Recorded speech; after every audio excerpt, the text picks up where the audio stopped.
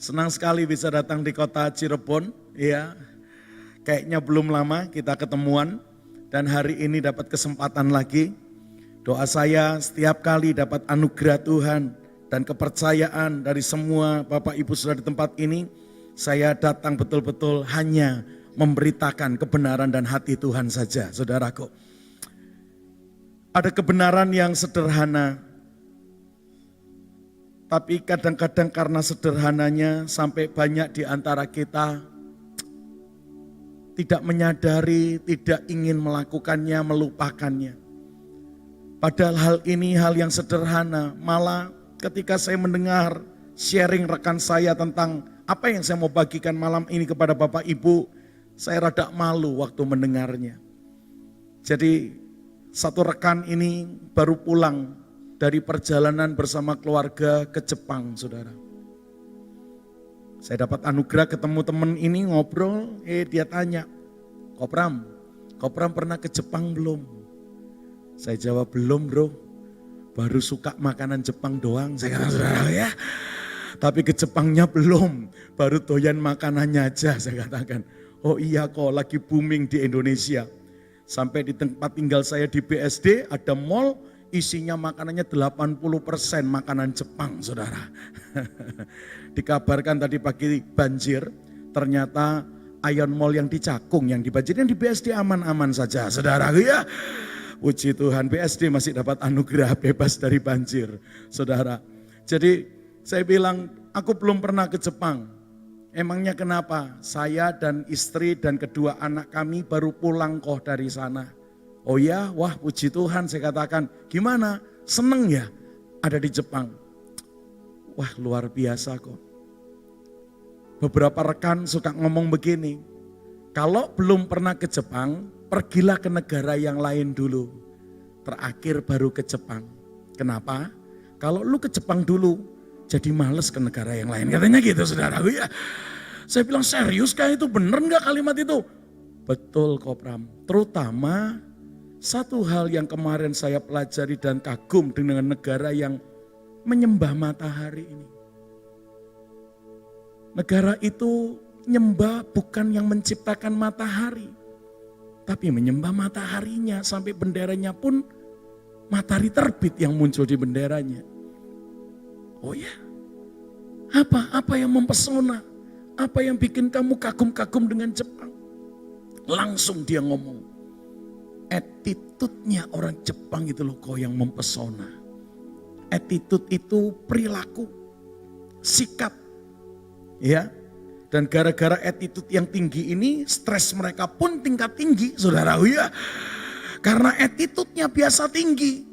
Makanya kalau gak nyampe itu banyak yang mau bunuh diri dengan mudahnya, saudara. Tapi attitude ini menurut rekan saya, wow, mengalahkan negara-negara yang katanya nyembah Tuhan yang mencipta matahari. Sementara mereka menyembah mataharinya bukan Tuhan yang menciptakan matahari, attitude-nya lebih tinggi dari yang katanya nyembah Tuhan pencipta matahari. Apa-apa yang kamu tahu dari attitude orang Jepang? Pertama yang saya ketahui dari kebersihan yang ada di beberapa banyak kota yang saya datangi 12 hari di sana. Waktu dia bilang kebersihan, langsung saya nyeletuk, apa Singapura kurang bersih toh bro, saudara ya? Kalau cuman bersih menurut saya nggak usah jauh-jauh ke Jepang, Singapura yang cukup dekat dengan Indonesia, saya pikir sudah bersih banget. Nah di situ Kopram bedanya saya temukan kemarin. Apa bedanya? Singapura bersih karena ada peraturan di Singapura. Buang sampah sembarangan, dendanya tinggi loh saudara. Oh iya, di Singapura ada undang-undang loh. CCTV di mana-mana, polisi di mana-mana, buang sampah sembarangan. Kalau nggak salah, yang lalu 500 sin dolar, 5 juta rupiah kira-kira dendanya. Sekarang dengarnya dinaikkan jadi 1000 sin dolar atau 10 juta rupiah dendanya kalau ketahuan buang sampah sembarangan. Saya ingat beberapa tahun yang lalu, waktu anak-anak saya masih kecil, kita beli es krim di Orchard Road 1 dolaran. Megangnya enggak betul jatuh. Anak saya mau ambil, saya bilang jangan, beli lagi aja jangan diambil. Terus kita tinggal mau beli lagi. Diparanin polisi saya, saudara ya. Didatengin Pak Polisi, dia bilang, lu ambil, lu bersihin atau gua denda lu, gua suluh saudara ya. Langsung saya pungut, saya bersihkan, walah ndak boleh toh saudara ya. Waduh, where do you come from? Langsung bilang begitu. Indonesia. Ngelewes dia, pantes kemprol lo saudara ya. Aduh, terus dia beritahu saya di sini ada hukum loh. Buang sampah sembarangan dendanya gede. Karena kamu orang asing, oke. Saya beritahu jangan berbuat ini lagi. Kalau tidak saya akan denda kamu. Waduh, es krimnya $1, dendanya $500. Kan eman saudara, iya. Benar saudara. Nah teman saya bilang, Singapura bersih karena ada peraturan dan undang-undang itu. Dan kalau melanggar dendanya mahal. Jepang kok Bram, tidak ada peraturan. Buang sampah sembarangan ditangkap apalagi didenda. Enggak ada. Tidak ada peraturan itu. Tapi dahsyatnya, orang Jepang tidak nunggu ada peraturan atau ada denda yang mahal baru tidak buang sampah sembarangan. No. Walaupun gak ada peraturan apalagi denda yang mahal, orang Jepang milih hidup dalam kebersihan.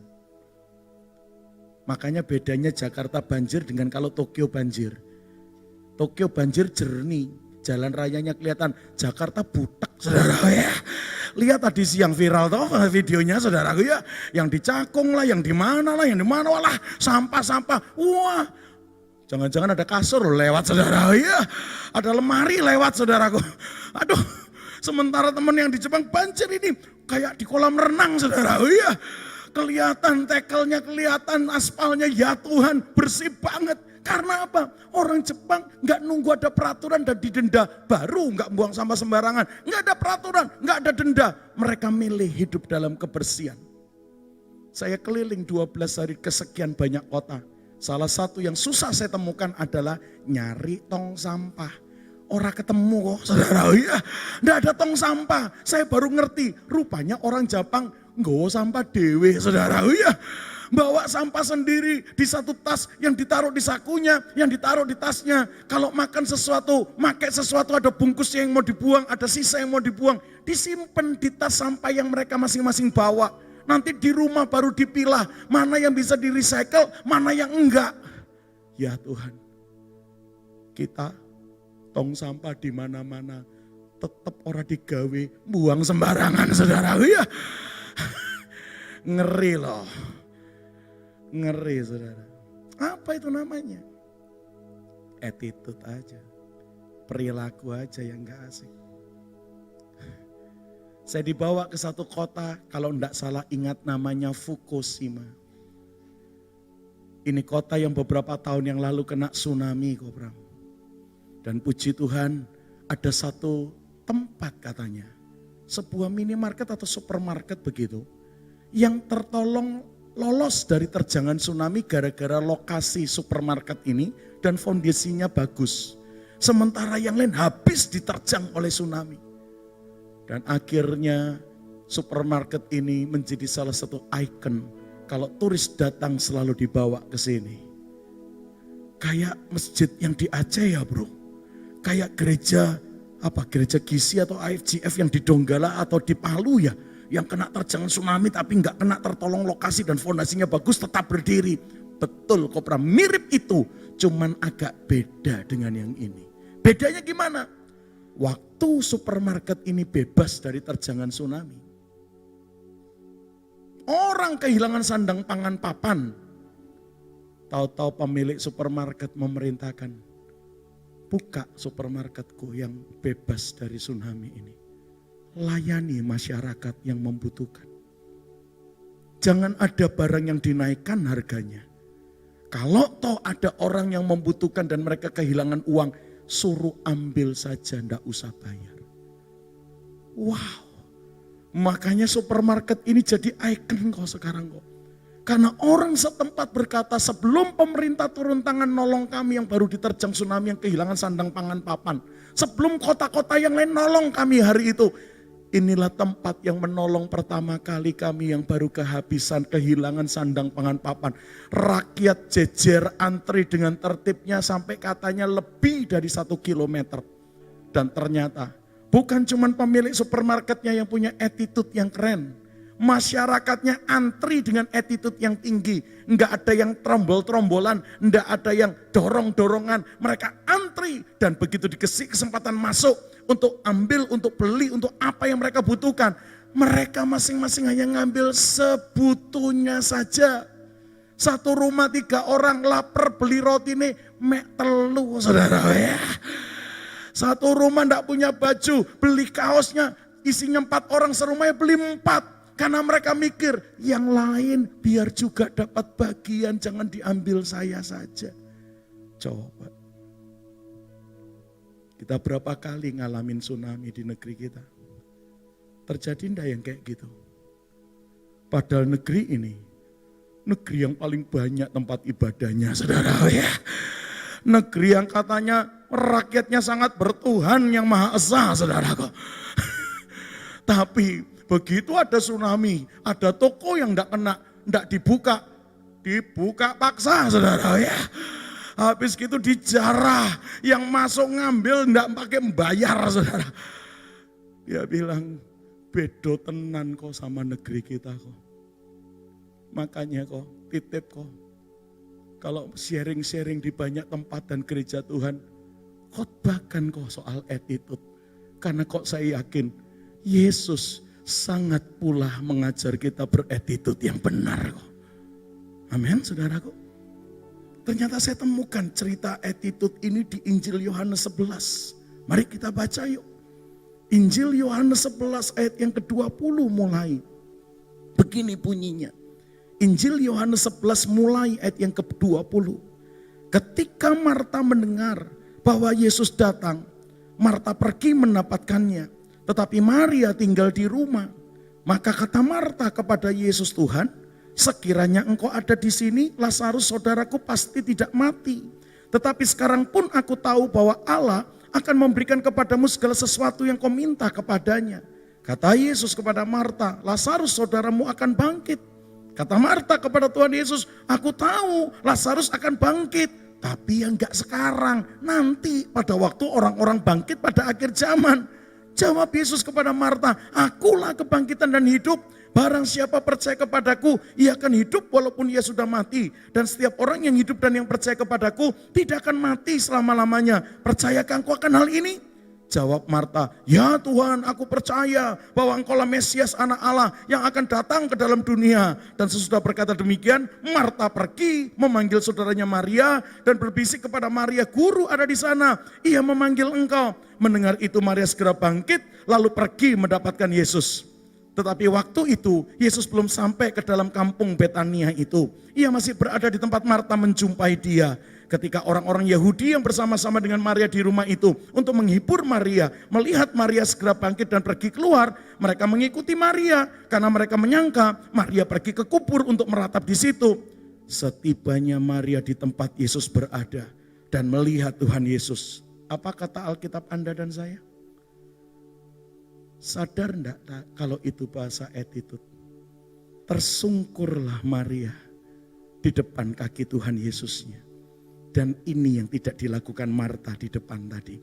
Lalu berkatalah Maria kepada Tuhan Yesus, Tuhan, sekiranya engkau ada di sini, saudaraku pasti tidak mati. Ketika Yesus melihat Maria menangis, dan juga orang-orang Yahudi yang datang bersama-sama Maria, maka maskullah hatinya Yesus. Yesus sangat terharu dan berkata, di mana Lazarus kamu baringkan? Jawab mereka, Tuhan marilah dan lihatlah. Maka menangislah Yesus. Cerita ini Bapak Ibu pasti kenal. Hari itu Yesus datang, tak kalah Marta dan Maria baru kehilangan adiknya. Baru dimakamkan 4 hari yang lalu. Aduh, Yesus baru nongol setelah Lazarus dimakamkan 4 hari, saudara. Begitu Marta ketemu Tuhan di tengah jalan, langsung disamperin sama Marta. Tuhan, kalau kok kemarin ada di sini, adikku Lazarus pasti enggak mati. Tapi kalau kita baca diskusinya Tuhan dengan Marta, Yesus dengan Marta, Kalimat itu kalau dengan jujur dijelaskan, kalimatnya Marta, kalau engkau ada di sini kemarin adikku Lazarus pasti nggak mati. Itu kalau mau diganti yang lebih benar, kemana aja lu baru nongol sekarang gitu saudara. Iya. Loh iyalah, coba dibaca secara keseluruhan. Makanya waktu Yesus dengar Marta ngomong begitu, Yesus langsung buka seminar, ngotbain Marta saudaraku ya. Sudah Marta, Lazarus adikmu pasti aku bangkitkan. Oh iya guru, iya. Nanti pada akhir zaman waktu orang-orang dibangkitkan. Ya enggak sekarang. Sudah nyenyek guru. Saudara ya. Sudah mambu guru 4 hari dikubur. Kemarin kita enggak formalin, hari-hari kita enggak rempah-rempahin. Mambu guru. Nanti bangkitnya enggak sekarang. Wah Yesus dengar itu buka season kedua.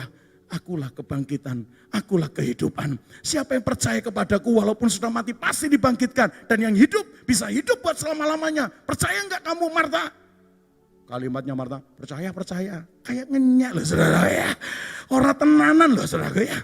Wah, dia percaya. Engkaulah Mesias, anak Allah. Dia yang akan datang ke dalam dunia. Wong percaya, ditanya percaya, aku bisa bangkitkan Lazarus, menjawab PCC saudaraku ya.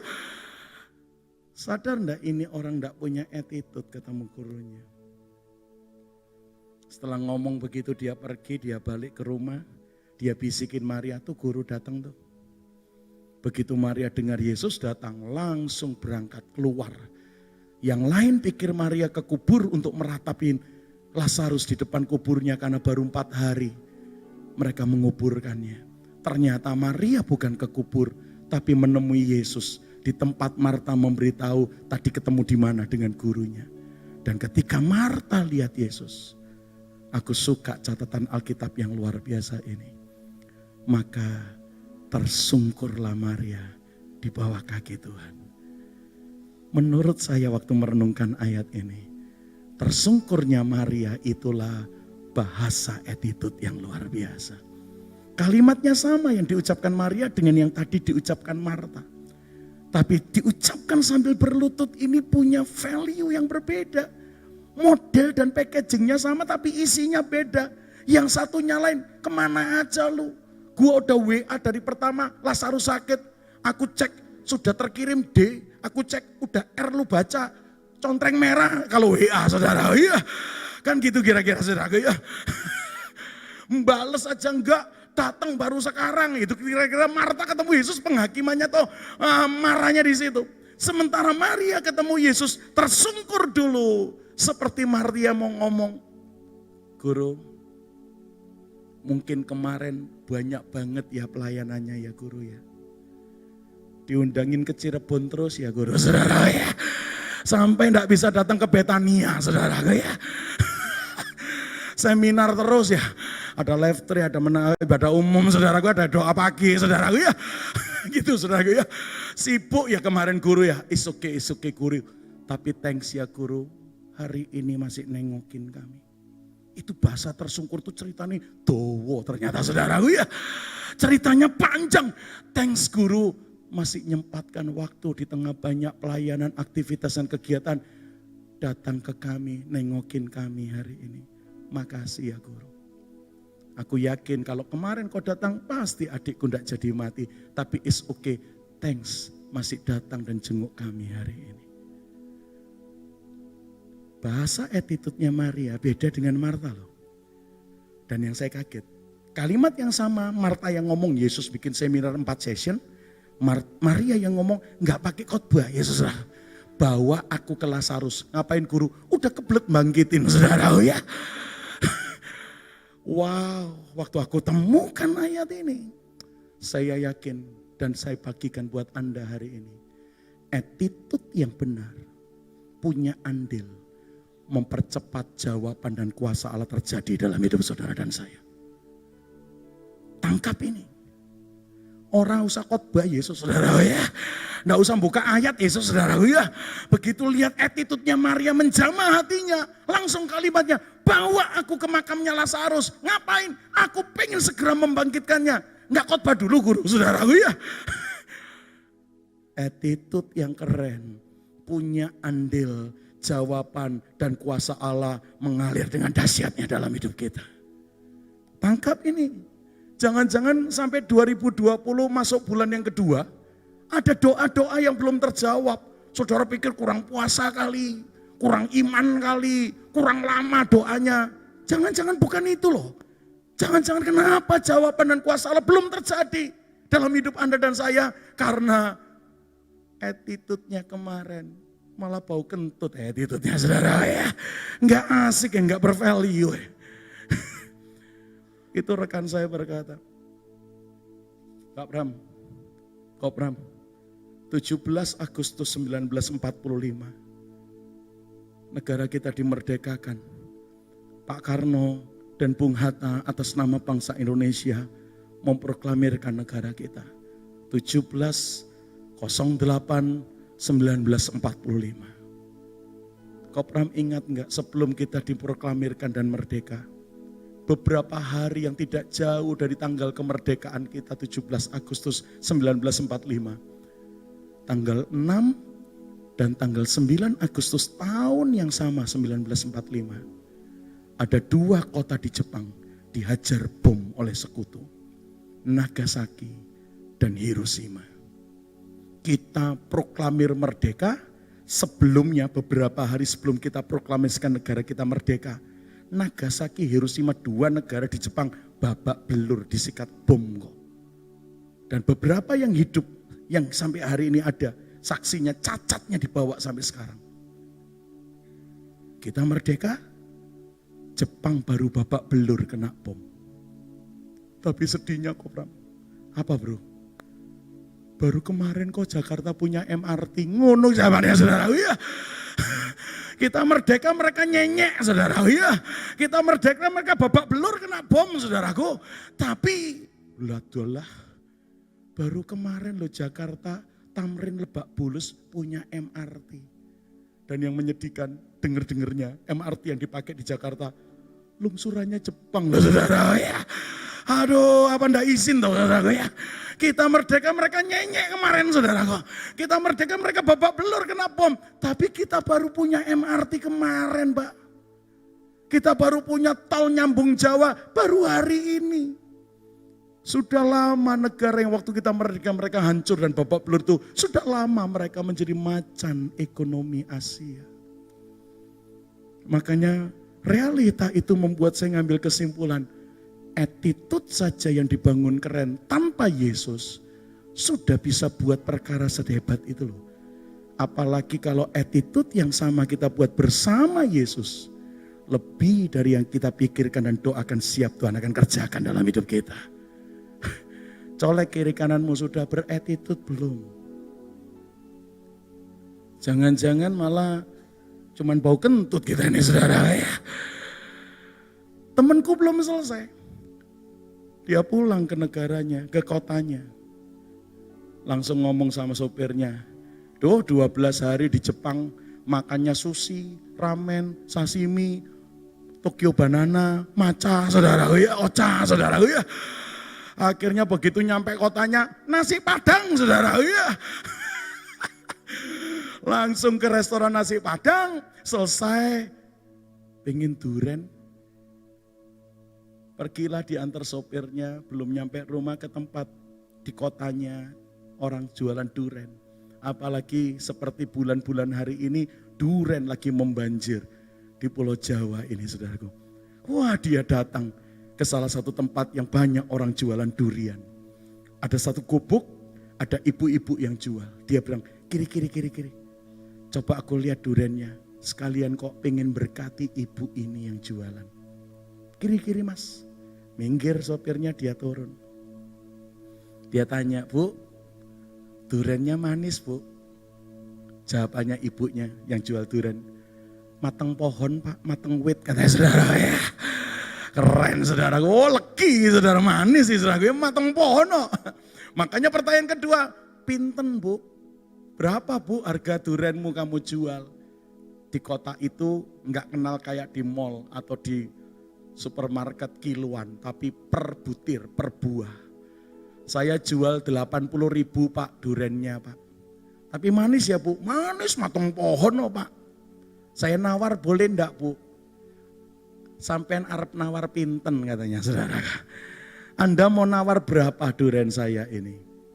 Kalau saya beli durianmu 100.000 boleh enggak bu? Edan sampean kan saudara. Ya. Loh aku cuma nawarin 80 katanya saudara. Ya. Saya cuma nawarkan 80.000 kok kamu tawar 100. Gila ya kamu ya saudara. Rekan saya ini sambil senyum bilang, enggak bu aku ora edan. Cuman mau ngomong gini aja, kalau memang Anda buka saya makan manis, udah bu, jangankan 80 tak bayar 100 enggak apa-apa. Tapi kalau Anda buka saya makan ternyata enggak enak, walaupun sudah dibuka saya batal beli, Anda jangan marah ya bu. Gimana bu? Oke enggak? Wah ibu penjual durian ini kepingin dapat 100, langsung deal katanya saudara. Ya. Confirm saudara. Ya. Oke katanya. Wah oke carikan. Bukain bu satu bu. Dia nyari durian lalu dia dapat satu dia buka. Monggo pak dicoba. Teman saya ambil satu dicoba. Langsung ngomong bu. Anyep bu saudara ya. Hambar bu, tawar bu. Malah perkiraan saya jangan-jangan belum terlalu matang loh bu. Mungkin 1, 2 atau 3 hari lagi. Belum manis bu. Kalau enggak percaya bu coba. Ibu itu ngambil sedikit terus diincipi. Tanpa ngomong A, tanpa ngomong B. Ibu itu nyari durian kedua saudara ya. Begitu dia dapat yang kedua dia buka. Coba pak yang ini pak. Teman saya ngambil satu lagi dia makan. Kalimatnya. Sama ibu, sama hambarnya saudara ya. Podo anyepe bu, podo taware katanya durung mateng nih kayaknya. Waduh ibu itu disuruh nyoba kali yang kedua nggak mau. Dia bingung nyari yang ketiga. Teman saya diemin aja pengen lihat kayak opo toh sikapnya toh. Sambil dia nyari durian yang ketiga, tahu-tahu ibu ini mulai keluarkan kalimatnya. Kalimatnya gini, Pak menurut saya loh ya. Durian itu ya manisnya kayak gini Pak. Kalau seperti ini kurang manis, Bapak sebelum makan celupin gula. Kata saudara, iya. Baru dimplok saudara. Waduh, kok kalimatmu mengandung sianida toh saudara, iya. Sengai orang enak didengari. Durian tuh enaknya kayak gini menurut saya kalau kayak gini kurang manis, ya celupin gula baru lu makan Pak.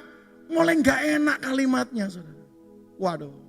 Teman saya lihat gelagat yang tidak enak, dia bilang, sudah ada bu, sudah tidak usah cari yang ketiga bu, nanti takutnya sama, nanti malah ibu rugi banyak, udah.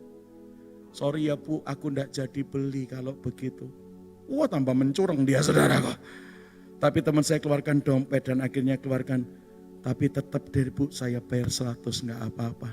Sorry ya bu, saya tidak jadi beli. Ditinggal uangnya 100, teman saya keluar. Sambil keluar dia nunggu terima kasih, selamat jalan, sorry. Orang no kabeh kalimat itu saudara ya. Didiemin aja teman saya jalan keluar. Dan setelah dia mau masuk mobil dilirik, 1.000 ini dijupui saudara dikantongi saudara ya. Langsung temanku masuk mobil sambil geleng-geleng kepala, aduh ambil Jepang aduh saudara ya. Makanya dia sharing sama saya Pak Pram yang aku takut ibu itu di gereja ketua komsel loh saudara ya. Jangan-jangan guru sekolah minggu, choir, singer, WL saudara ya. Aduh kok ngeri kok. Aduh tapi ya sudah memang dari awal aku pengen memberkati penjual di gubuk itu. Ya tak relakanlah 100.000. Tapi kok nemen ya, wong baru piro menit masuk lali sama janjinya. Kalau enak tak bayar 100, kalau enggak batal aku enggak boleh marah. Dia enggak boleh marah kalau saya batal. Lali ambil janji nih kok saudara kok. Aduh tapi ya sudahlah. Saya masuk mobil, saya bilang cari yang lain mas. Kepada sopir saya. Kita jalan enggak lama, ada gubuk yang kedua bapak-bapak. Tak lihat dari joko lumayan duriannya kelihatannya, saya turun. Saya langsung tanya, mas durian apa ini mas? Durian Petro pak. Dari Jepara Pati pak. Terkenal itu. Manis tak pak? Mateng wit. Podo mbak ibu iku ngomongnya saudara. Ya, mateng wit kabeh saudara. Ya, mateng pohon semua saudara. Pinten mas? Pak, saya ngomong dulu ya. Durian saya itu yang saya jual ini cuma 2 rasa Pak. Manis saja atau manis ada pahit getirnya dikit. Yang lain enggak ada Pak. Gayamu Mas katanya saudara. Iya. Piro kamu jual piro katanya. Sorry ya Pak. Enggak boleh nawar ya Pak. Per biji saya jual 150.000. Kok mahal? Tapi kalau enggak enak, enggak seperti yang Anda pesan, enggak usah bayar Pak. Enggak usah dibeli Pak. Yang tadi yang ngomong gitu lali kok saudara. Iya. Hitungan menit lali kok sama janjinya saudara. Tapi tenan ini, benar Pak. Coba Bapak mau yang mana? Aku mau yang manis getir kalau gitu. Jangan manis toh ya, manis ada pahitnya gitu. Siap, tunggu Pak, saya carikan. Dia carikan. Tapi 150 loh Pak ya, oke deal. Dia cari, dia temukan yang satu, dia buka. Coba Pak, dicoba yang ini Pak. Teman saya ngambil satu dicoba. Walah, kayak dilawat Roh Kudus saudara. Iya. Mukanya berseri-seri dilawat duren saudaraku, kayak musang king saudaraku. Iya. Indonesia musang queen ini saudaraku. Wih, dia makan lu enak, dia panggil istrinya, dia panggil kedua anaknya dari mobil, turun semua makan saudara. Mereka bilang, wah iki tenan enak iki. Makanya 4 orang makan 1 kurang. Satu lagi Mas, siji meneng Mas, yang kayak ini ya Mas, manis getir. Siapa? Dia pilihin, dibukain, monggo Pak. Begitu rekan saya coba yang kedua dan makan. Mimik wajah dan body language-nya berbeda. Yang pertama kayak dilawat Roh Kudus, yang kedua kayak ketemu Roh Kudus, saudara. Iya, rada lain. Tapi yang keren, kesaksian teman saya belum komplain Pak Pram. Bakul durian ini langsung bilang, sorry Pak, yang kedua ndak enak ya Pak. Kaget saya belum komplain loh kok. Baru tak makan mungkin mimik wajahku atau apa, langsung dia, gak enak ya Pak, gak seperti yang pertama ya Pak. Wah keren nih. Dia ndak nunggu dikeluin Mas, dikomplain. Dia udah melayani masyarakat atau pembelinya, customernya dengan luar biasa kok. Mimik wajahku dilihatnya. Yang lain itu kok kita udah komplain orang digubris saudara ya. Ini keren ini, itu attitude loh saudara, itu attitude itu. Kita nggak sadar itu perilaku itu. Ini belum dikomplain kok, belum. Dia langsung bilang nggak enak ya Pak. Saya cuma senyum, tapi lumayan Mas, lumayan. Kenapa Pak? Anyep Pak, bukan betul omongan Anda. Durianmu cuma manis getir dan manis saja. Yang pertama betul manis getir, yang kedua ini manis tok, nggak ada getirnya. Tapi enggak apa-apa Mas, lumayan kok Mas. Kita makan aja, jangan Pak, jangan. Lah wis kadung tak cekelok saudara. Iya, udah ambil 1 kok. Enggak apa-apa Pak. Tapi kalau Anda mau makan silakan. Yang ini enggak usah bayar ya Pak. Wow. Saya tak carikan yang manis pahit. Sudah ada Mas, gak usah Mas. Kolesterol nanti saya Mas saudara. Iya, kebanyakan durian saudara. Pak, kalau enggak nanti dibawa pulang aja yang ketiga. Tapi saya cariin dulu yang manis getir. Kalau memang Anda tidak mau makan, bawa pulang aja. Saya tidak punya Tupperware Pak. Ya bawa aja, tapi cobaan dulu ini manis getir. Dia langsung ke belakang. Dia cari durian dan dia keluarkan. Lalu dia buka. Kalau yang ini coba Pak. Kalau enggak dibawa pulang aja. Coba Pak. Teman saya ngambil yang ketiga, ini dia makan. Walah, kembali kayak dilawat Roh Kudus saudara ya. Karena durian yang ketiga ini malah lebih enak daripada yang pertama. Ini malah lebih enak dari yang pertama. Walah, ngomong mau 2 aja cukup sampai 3 saudaraku dimakan habis sama suami istri dan kedua anaknya ini. Mereka habisin saudara. Wah ini bener, ini manis getir. Malah yang ini lebih enak dari yang pertama, getirnya beda katanya. Oh gitu ya Pak. Dia sambil senyum, udah Pak kalau gitu habisin, kalau enggak bawa pulang, enggak apa-apa nanti saya iketin. Wes males Mas bawa pulang, nanti mobilku bawa durian semua, tak habisin di sini. Istri anaknya semangat makan. Selesai, saya bayar Kopram. Langsung saya tanya, bayar berapa kamu bro? Dia tanya saya loh, Kopram perkirakan aku bayar berapa kok? 300 ya? Hampir saya mikir mau bayar 300. Tapi karena baru pulang dari Jepang, lihat contoh attitude yang keren. Isin aku kok bayar 300, sing tak pangan telu saudara ya. Halo, halo, colek kiri kanan. Kue piye, saudara ya? Kamu gimana kamu? Serius kok jujur aku ngomong seperti yang kau pikir pingin keluarkan cuma 300. Kan yang kedua gak bayar. Kedua di free kan dia yang salah. Tapi baru pulang dari Jepang. Orang Jepang gak ngasih contoh kayak begitu. Makanya saya keluarkan dompet. Saya keluarkan 450 kok. Oh yang saya makan 3. 150. Ya papat saya kok tak keluarkan. Wih keren saya bilang. Aku bertobat bro. Itu jangan-jangan kalau saya udah langsung 300 saya tinggal pulang saudara. Iya. Kamu bayar 450, iya kok. Terus tukangnya keren kok, tukang bakul durennya. Dia bilang Pak 300 saja. Ngapain bayar 450? Nggak kembaliin Pak 150-nya 300 saja. Yang kedua free Pak, saya yang salah milih buat Anda maafkan saya. Yang itu enggak usah bayar. Lu udah tak makan? Enggak apa-apa Pak. Nanti rugi loh. Saya lebih rugi kalau Anda tidak puas dengan pelayananku dan produk yang saya jual ke Anda. Kalau cuman uang enggak rugi Pak. Saya lebih rugi kalau Anda mungkin enggak kembali atau membenci saya. Sudah Pak, cukup 300 saja. Waduh teman saya ini terjamah hatinya sambil balik. Udah makasih banyak kalau gitu ya. Iya Pak, dia balik ke mobil sambil batin. Untung Indonesia masih punya stok kayak beginian saudara. Iya. Untung coba cara kiri kanan. Cirebon ono stoknya orang enggak saudara? Iya. Tanya saudara. Iya. Di Cirebon ada stok kayak begini enggak saudara kok? Attitude-nya keren ini. Ini attitude-nya luar biasa. Dan kalimat teman saya ini yang masuk di hatiku. Gara-gara ketemu orang ini kok dan produknya yang kayak begitu. Kami nak kepingin duren kok langsung datang ke situ atau terakhir malah udah nyimpen nomor HP-nya. Kalau saudara, keluarga, wah kita jadi marketingnya bakul itu, saudara. Iya. Coba saudara, kalau kami datang ke situ langsung jujur ke tempatnya bapak ini. Berapa kali ngelewati tempatnya ibu itu, inget muntah kita kok saudara. Iya. Halo. Wow. Attitude itu bukan cuma mempercepat jawaban Tuhan.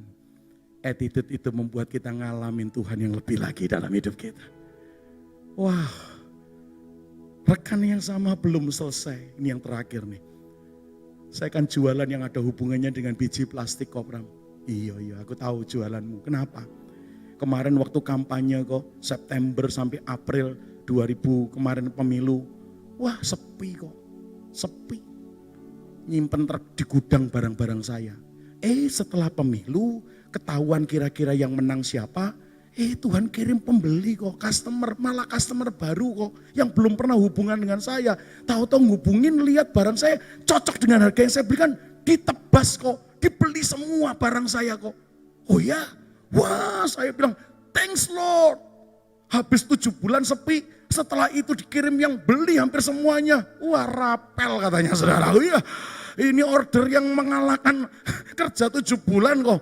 Wah Tuhan ngerti kue wingi sepi, saya ini diberkati gede. Iya kok, dan akhirnya saya bilang, kirim duit dulu ya.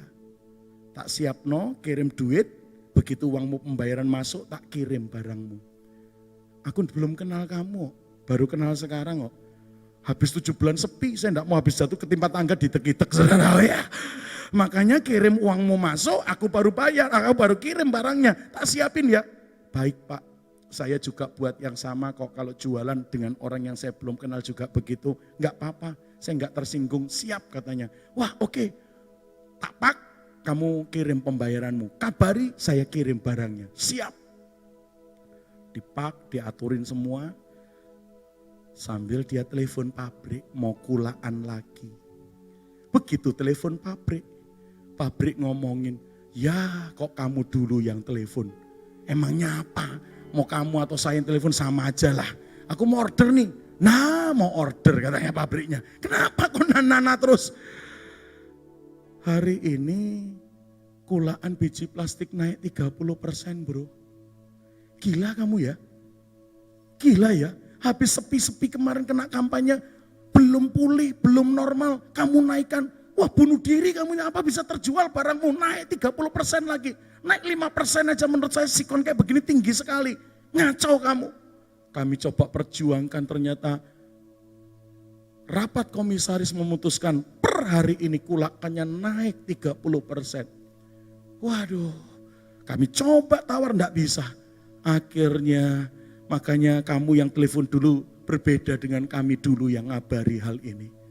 Wah ketika saya dengar itu Kopram, disitulah kok sorak-sore berubah jadi kain kabung kok saudara. Iya, tari-tarian berubah jadi ratapan kok saudara kok. Rada kebalik kok dengan yang Alkitab katakan.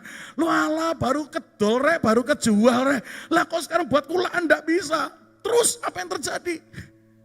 Jujur Kopram, aku mau membatalkan. Aku mau hubungin customer baraku sambil berharap belum kirim duit. Sehingga saya punya alasan, sorry ya harganya naik mau tak batalin. Tapi ketika saya mau berencana mikir kayak begitu, Roh Kudus ingatkan, katanya punya Tuhan, kok ingkar janji. Waduh, pulang dari Jepang nyembah matahari attitude-nya tinggi. Kamu nyembah Tuhan yang menciptakan matahari malah turun attitude-nya. Tapi kan rugi Tuhan. Sementara saya bergumul, saya saat teduh, saya dapat ayat ini Kopram. Baca yuk ayat attitude berdagang ini yuk. Mazmur 15. Ini ayat yang terakhir saudara. Mazmur 15 ayat 4 dan 5. Ini ayat yang ditemukan rekan saya dan waktu saya baca saya juga diberkati. Begini bunyinya. Mazmur 15 ayat 4 dan 5. Yang memandang hina orang yang tersingkir, tetapi memuliakan orang yang takut akan Tuhan. Yang berpegang pada sumpah walaupun apa? Catat itu. Yang berpegang kepada janji dan sumpah walaupun rugi. Yang tidak meminjamkan uangnya dengan makan riba, tidak menerima suap melawan orang yang tak berdaya. Penutup kalimatnya apa? Siapa yang berlaku demikian termasuk gara-gara berpegang kepada janji siap dan rela rugi. Apa yang terjadi? Siapa yang berlaku demikian tidak akan goyah selama-lamanya.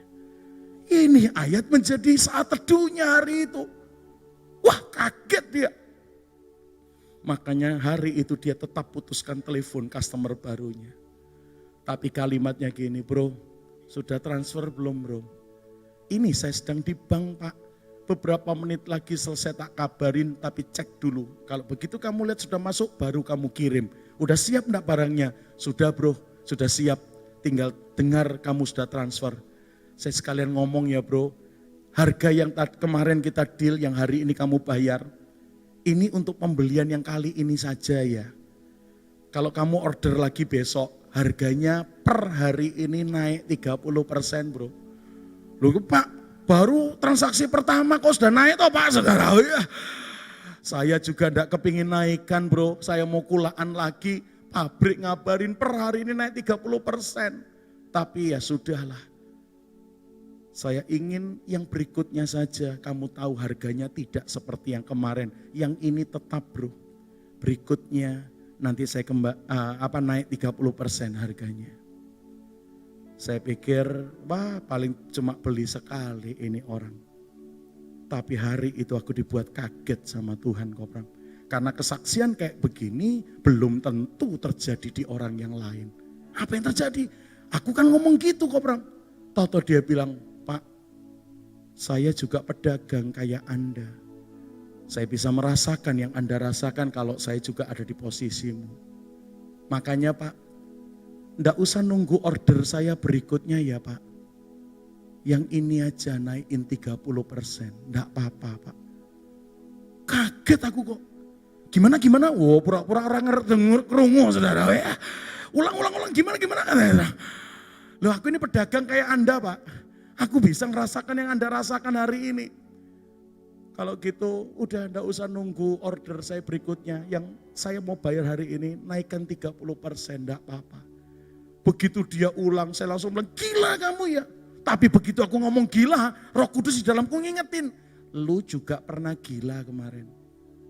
Wong duren 80 kowe tuku 100 saudara. Oh iya, kuwi yo edan wingi saudaraku. Artinya Roh Kudus cuma mengingatkan, apa yang kemarin kamu tabur, hari ini pula yang kamu tuai nak. Kamu gila kemarin tapi heroik. Malah itu orang lupa dengan janjinya kamu tetap bayar. Dan bener kamu. Poinmu itu naik di hadapanku dan aku kembalikan hari ini. Itu orang bisa kayak begitu loh. 5 miliar orang di dunia setengah enggak ada yang kayak gini loh saudara. Iya. Yang lain merengek-rengek saudara, udahlah kasih harga lama dulu ya. Apalagi kayak bau pendeta, bau gereja minta diskon lagi saudara. Iya. Aduh saudara. Tapi ini orang berkata, no. Nggak usah nunggu order berikutnya, yang ini aja naikkan. Gila kamu. Enggak. Alasan saya yang kedua, selain memang aku pedagang sama kayak kamu sehingga bisa merasakan kalau ini juga terjadi ke saya. Alasan saya yang kedua adalah, jujur Pak, sebelum ketemu Anda dan ngerti barang dan harga barangmu yang biasa aku beli, aku biasa ketemu toko yang lain, yang kalau aku beli di sana, lebih mahal dari kenaikanmu 30% hari ini, saudaraku ya. Ya sudahlah, aku cuman klik aja, kok ketemu kamu, dagang dengan kamu, klik aja. Wes toh, jangan naikkan, jangan nunggu order berikutnya, yang ini naikkan saja. Terus kamu akhirnya naikkan. Wah kalau saya naikkan saya enggak bervalue kok saudaraku ya. Terus gimana saya enggak mau kok, saya bilang enggak bro. Ini harga lama aja seperti yang kemarin kita deal, berikutnya baru harga baru. Ternyata dia bilang, wah kalau gitu aku enggak jadi beli deh Pak. Lu lebih gila lagi nih saudaraku ya. Kalau kamu kasih harga lama aku enggak mau hari ini naik. Naikkan aja harga baru aku beli. Kalau enggak aku enggak jadi nih. Loh ya piye tau saudaraku ya. Sekali lagi, 5-6 miliar orang, 1/4 enggak ada yang kayak gini saudaraku ya. Tapi kaget saya mendengar kesaksian rekan saya ini. Solution endingnya, karena teman saya dikasih harga baru enggak mau, pembelinya dikasih harga lama enggak jadi beli. Ending terakhirnya, separuh dari kuantitas yang dia beli kemarin pakai harga lama, separuh kuantitas yang dia beli kemarin pakai harga baru. Sehingga terjadi win-win solution di situ. Dan akhirnya temanku berkata, dagang kayak gini bakal awet, iki kok sorga iki ya saudara ya. Yang enggak sorga, yang neraka berarti yang tidak beretitut dalam dagangannya. Wow. Yuk malam ini pengen enggak 2020 adalah menjadi tahun jawaban Tuhan buat kita. Tahun kasih kuasa Tuhan dicurahkan buat kita. Selain beriman, selain berdoa, jangan-jangan berpuasa, bangun attitude yang keren Bapak Ibu. Attitude itu punya pengaruh terhadap lebih cepatnya kemuliaan dan jawaban Allah tercurah buat kita. Bahkan satu negara yang katanya belum ketemu Tuhan, baru ketemu ciptanya Tuhan, matahari aja dengan attitude-nya mencapai karya yang luar biasa dalam hidupnya. Dan kemarin terbukti loh, virus corona masuk, seluruh dunia cari masker. Luarang kabeh, munggah kabeh regane masker saudara ya. Tahu-tahu muncul berita, negara Jepang produksi masker dan dijual khususnya ke Cina dengan harga diskon yang luar biasa karena mereka ingin menolong. Yang lain ngambil kesempatan dalam kesempitan. Negara bunga sakura ini malah ngasih teladan, tidak ngambil kesempatan, malah nolong bos. Haleluya. Attitude tanpa Tuhan aja bisa buat perkara besar terjadi. Apalagi kalau kita beretitude bersama dengan Tuhan Yesus yang luar biasa. Lebih dahsyat dari Jepang Tuhan akan kerjakan lewat hidup kita. Bangkit berdiri yuk, bangkit berdiri yuk. Kita suka lupa kebenaran yang sesederhana ini dalam kehidupan kita. Kita mikir yang tinggi-tinggi sampai yang remeh-remeh begini malah gak pernah kita lakukan. Wah, bahkan akhirnya membuat kita mempermalukan Tuhan. Karena kita bilang punya Tuhan yang besar. Tapi attitude kita ngalah-ngalah orang yang gak punya Tuhan saudaraku. Yuk hari ini saya pun mau bertobat loh saudara. Saya pun mau merendahkan diri dan berubah. Berapa kali kadang-kadang kalau bilang saya pendeta, tujuannya ben dapat diskon 10% saudara ya. Untuk pelayanan tujuannya supaya didiskon sekian persen. Saya rubah. Saya kalau ada uangnya harganya berapa, sudah tidak usah diskon, saya bayar itu aja. Beberapa orang mulai bingung gitu. Pak, karena ini gereja kita diskon 10. Kayaknya masih ada kok, kita bayar aja tidak usah diskon. Saudara, kaget ya saudara ya. Attitude itu ditunggu surga dan dinantikan sesama, saudaraku. Amin. Sampai muncul satu kata dalam bahasa Inggris yang keren, your attitude determines your altitude.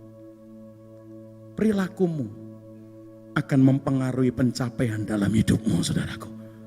Perilakumu akan mempengaruhi prestasi-prestasi dan pencapaian dalam hidupmu. Your attitude determines your altitude.